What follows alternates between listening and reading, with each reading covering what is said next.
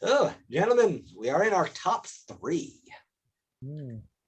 Number three, that's where this lifelong Spielberg fan dropped West Side Story. When the trailers dropped, even I went, I went, okay, Spielberg's doing a remake of something that was already considered by many people to be perfect in its original form. And it works. It all works. And it also writes what is the now 60 years later, the obvious wrong in the casting of the original. But this is, if Power of the Dog doesn't take it, which is the forerunner, I think this is the one that should win cinematography, because it is just filled with so many incredible images. Baby Driver acts the hell out of his role. 60 years later, I would have been thrilled to have seen Rita Moreno compete for supporting actress again in the same film, in the same story that she won for. I think Ariana DeBose is very likely going to make this a double win for supporting for the same story 60 years apart. But yeah, West Side Story is my number three. Yeah, I did not get a chance to see this one, and it's one that I'm sad I didn't get a chance to see on the big screen, and I'm really looking forward to catching. Have you gotten a chance to see it, James? I have not, no. And again, part of it was what Ben was alluding to is I hold the 1960 version as one of the gold standards for movie musicals. I've seen it a dozen times, and I just couldn't imagine. It's like we talked about earlier with Clue. I can't imagine certain movies being redone and it can be improved upon. Very rarely does that happen. Movies like 13 Ghosts, sure, it's a little bit of a different creature, but yeah, that's it. Kind of, I'm almost scared to see it. But given Ben's talk about it, I'm probably going to end up giving it a watch. Mm-hmm. All right. James, what's your number three? So my number three is one of Ben's earlier entries, The French Dispatch. Unlike what Ben said, I enjoyed the kind of episodic, like this is this person's story. It felt like a little bit almost reminiscent of Four Rooms to me, which is one of my all-time favorite movies, where you've got that chapter type storytelling. And it did kind of have the whole overarching thing. Again, Jeffrey Wright shows up, and I've never seen a movie in which Jeffrey Wright is played that I have not liked him or his character. So that's something to be said for him. But other than that, it's all the normal Wes Anderson players.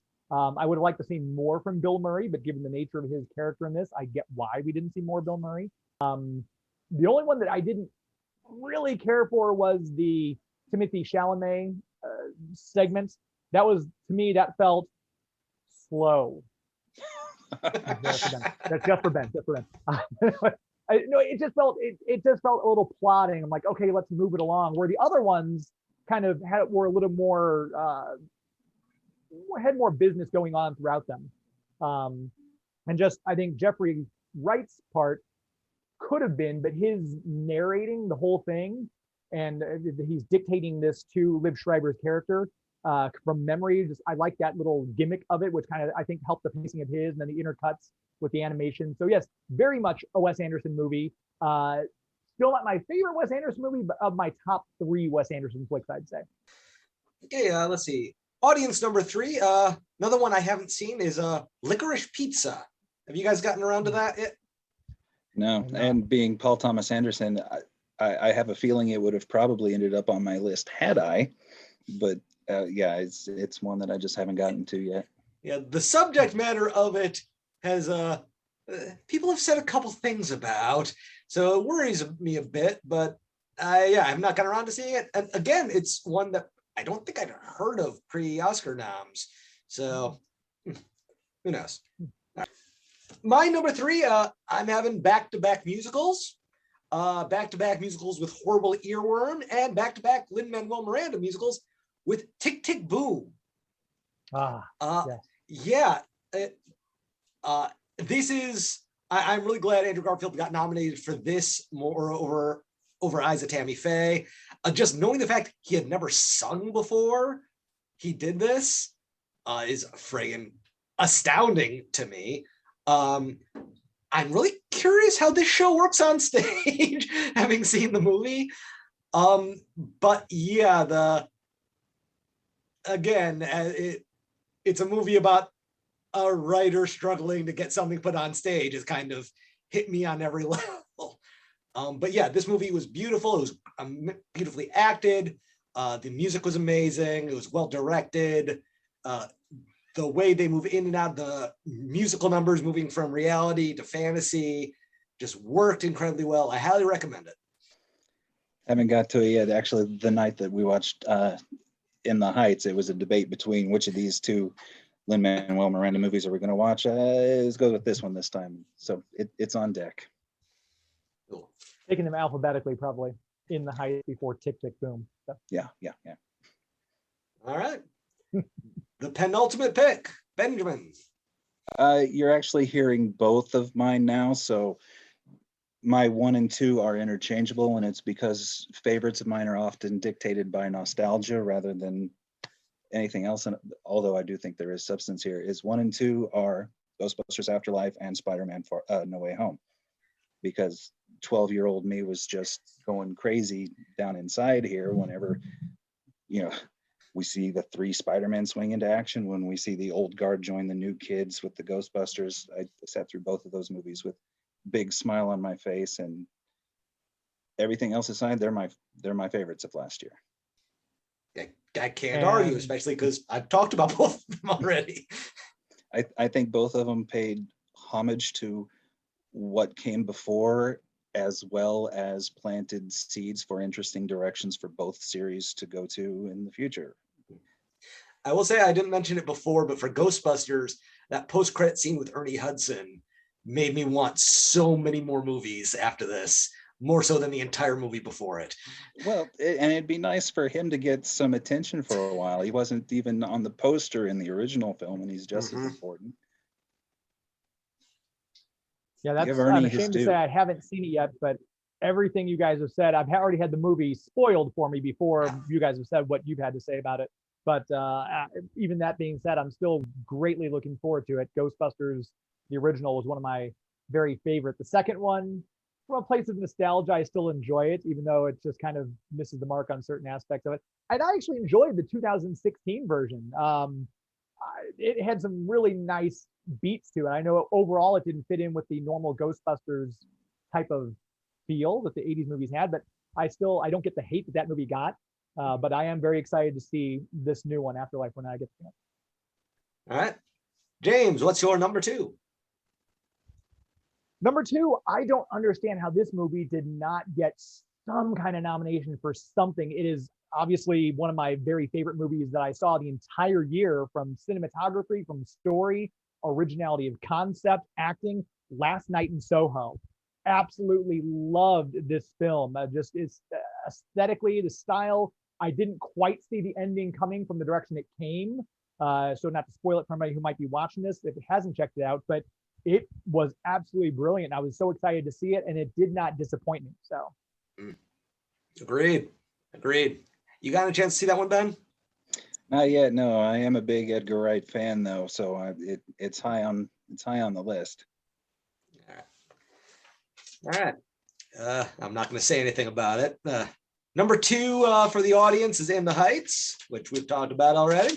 And the reason I'm not saying anything about Last Night in Soho is because my number 2 is Last Night in Soho. Edgar Wright can do no wrong.